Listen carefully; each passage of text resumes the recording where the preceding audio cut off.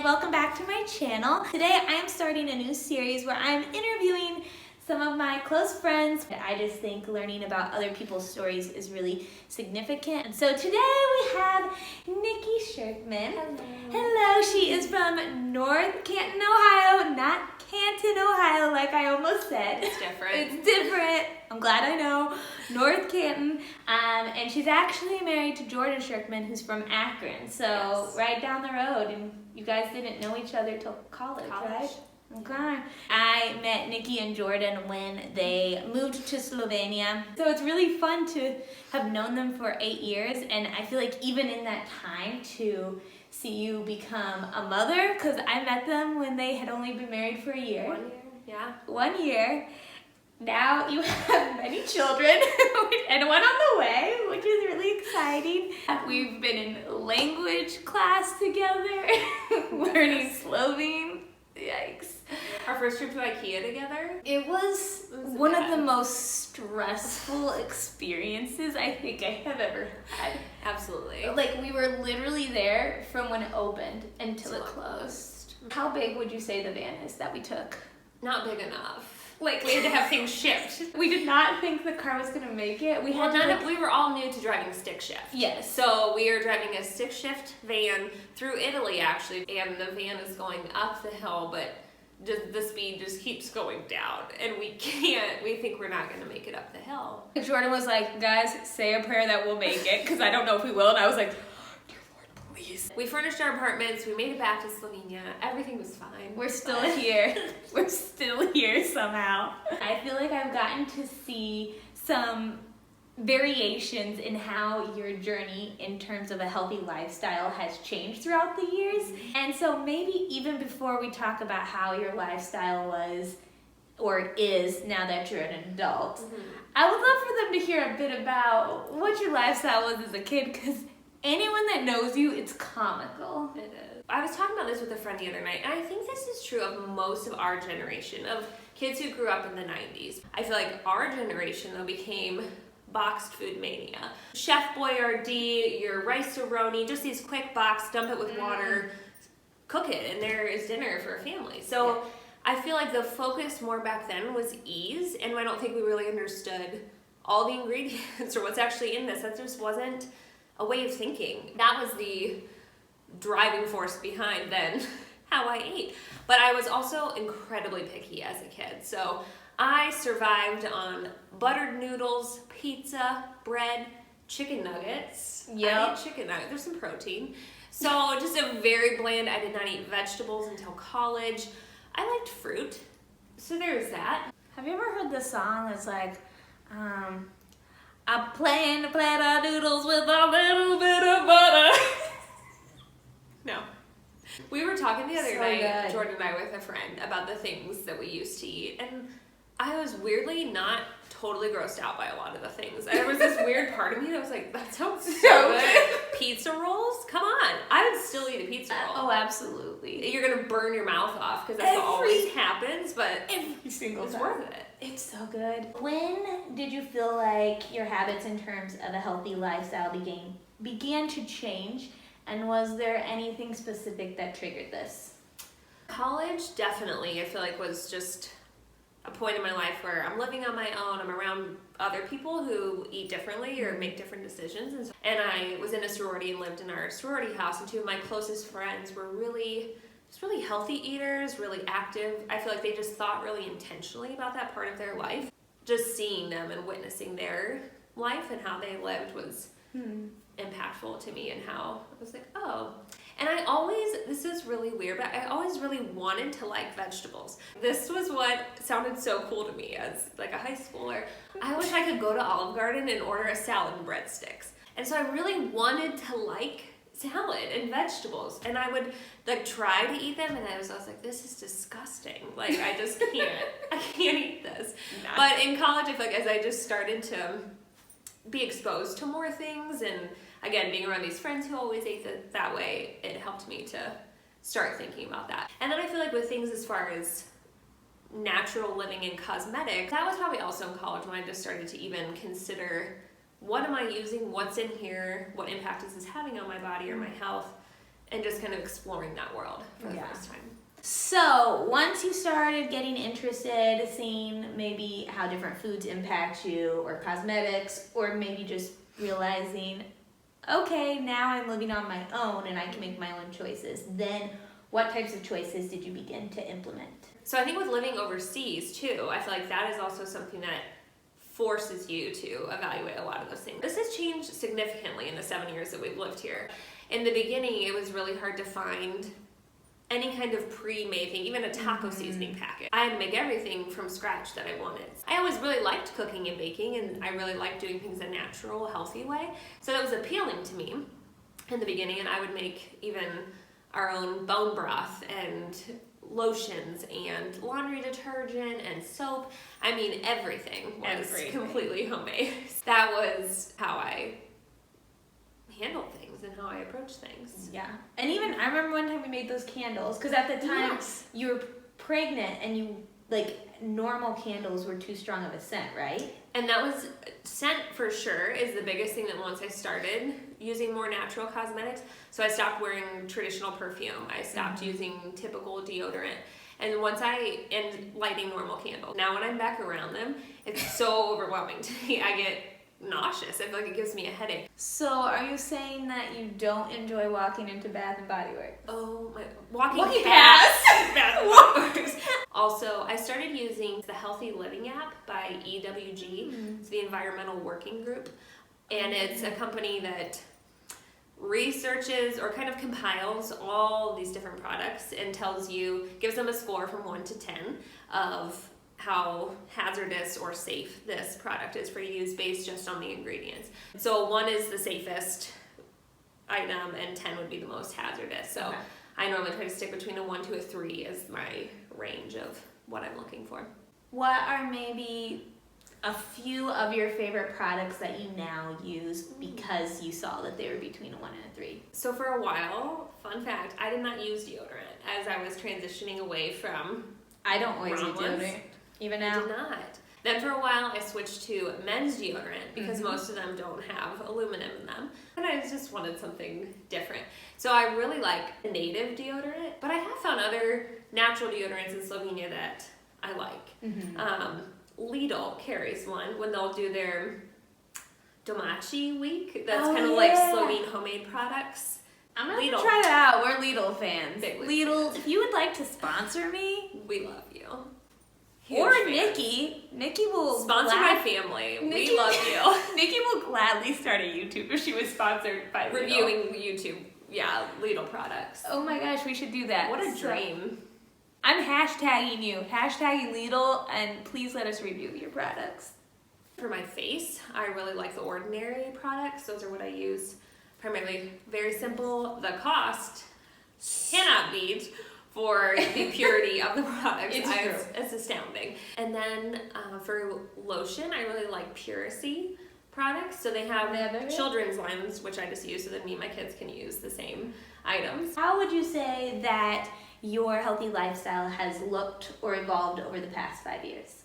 So I sometimes hate the word balance. I think it is this elusive word that we can use where we're trying to achieve balance in all these areas of our life where I don't necessarily think it's this place of arrival. I just think it's this continuing to evaluate what is working for me, what isn't, what's best for me or my family in this season, and learning how to assess that and then make decisions based off of that. For me, what that means, learning a healthy lifestyle or finding balance in that has been evaluating that my time capacity are just much more limited as I have that, and then with just other demands in different seasons of life. So just being okay with buying the boxed item sometime or using the cosmetic that is maybe a 6 or 8 on the app, and just knowing you're going to be okay. And it doesn't mean you have to throw away the whole concept of, I want to be intentional in these things,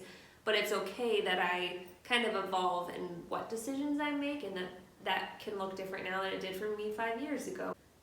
I don't, again, love the word self-care. I think that can get this really just all about me kind of idea. I think for me, really learning what it means to manage stress in my life and to take care of myself. So being a mom and a wife, how can I sacrificially serve my family but not totally drown under the weight and stress of everyone else's needs and requests in many different capacities of what does it look like for me to keep that a priority and take care of myself without just becoming overwhelmed by stress. Was it hard to take these steps to finding more balance, the word we're using? Because I feel like for so many people, once they start taking steps towards healthier lifestyle, there becomes a point where it's like almost shame, like self-shame, like, oh, I've been doing this and I don't know if I can keep up with that. Did you ever experience that? Absolutely. Because I'm such a researcher, I think it would be hard to have the information and then make a different decision. I would just feel like, no, I just can't, because this is what we've been doing. This is what we like, these things, or we were making these products. I mean, I made everything. Hand soap, hand sanitizer, laundry detergent, stain sprays, diaper wipes for our baby, just so many. It was like everything had to be the most natural, the most pure. Just knowing it's okay to give yourself the freedom and the grace that it's going to change and evolve, and that doesn't mean everything you've been doing is a waste or was pointless. It just means, oh, I'm learning and growing, and I can now make different decisions because this is what's healthiest for me and for my family, or for in this season of life and what that looks like. Yeah. In reality, you can't balance everything. And instead it's more like, what am I choosing to prioritize? Yes. And I'm not a mother, so these are all just things I assume. I'm making assumptions. I feel like even when you become a new mother, it's like things gotta change. But then you keep adding children to the family. And I just feel like you're gonna need to continue to adapt each time you bring someone new into the house. So how do you feel like you've seen these changes since being a mother? Definitely, it's caused me to dial back the intensity of that. For myself, I want to be healthy. I want to be here for my kids. I want to have the energy and the joy every day to be able to jump in with them and play with them and be a part of their lives and not miss out on that. So there's that motivation, and that you're a model, you're an example for these little people of what it looks like to take care of yourself in all capacities, physically, spiritually, mentally, emotionally. But like you said, I was realizing, especially once I had a second kid, I was like, oh man, there's just a lot going on right now, and this is causing me more stress to do these things than the benefit is worth. And so it was this evaluation of, okay, this isn't working. I want to be present for my family. I want to be able to like be enjoying these moments with our kids. And so that means I need to find a laundry detergent I can buy at the store and feel good about. I think mothers everywhere are going to feel a little bit more relief after this. For sure. They're going to be like, hallelujah! Someone understands. But what has led you to dial back on intensity? Definitely becoming a mom. I think in some ways moving overseas jump-started my desire to do these things or need to do these things, but then also has made me just kind of like, there are some realities of living overseas where it's harder to find this thing or more difficult, and so I'm just going to find an easier alternative, and that's okay. Yeah. And I think just realizing, like I said, what works for someone else doesn't have to be what works for me. It especially can happen in food-related things where we can feel like, oh, this person's not eating that, and so that's bad, and I shouldn't eat that because they've eliminated that in their life. Or they're doing this particular fitness program, and so that's what I need to do. And I think just as I've gotten older, I think just realize more what my body needs, what I need as a person, and what my family needs, and that's not, other people don't have the same goals, and again, that's okay. Thankfully, I feel like I've always had a really good relationship with food. Though I ate totally unhealthy growing up, not like, oh, I was this pillar of health, but I feel like I am really thankful because my parents did a good job of never making food bad or good, just kind of eat more intuitively and what that looks like for me, what I need in different seasons, and I think that's really helped. And also I think when you have this thing about making everything from scratch and wanting everything to be really natural, I think sometimes it can often really hinder you in relationship with other people. If you're having me over for dinner and you bought the boxed taco mix instead of making your own, and I'm like, oh no, there's something in there that I'm not comfortable with, that is just never worth breaking a relationship to me. One thing I liked that you had mentioned is even just the idea of like how different each individual's like body is and lifestyle, because I'm like, you and I have completely different like body structures, and both of us have very different lifestyles. Some of the things that you can't eat like doesn't affect my body at all, or vice versa. If we use the exact same recipe, it wouldn't go well and wouldn't be enjoyable either. What are some lessons that you have learned in terms of maintaining a healthy lifestyle?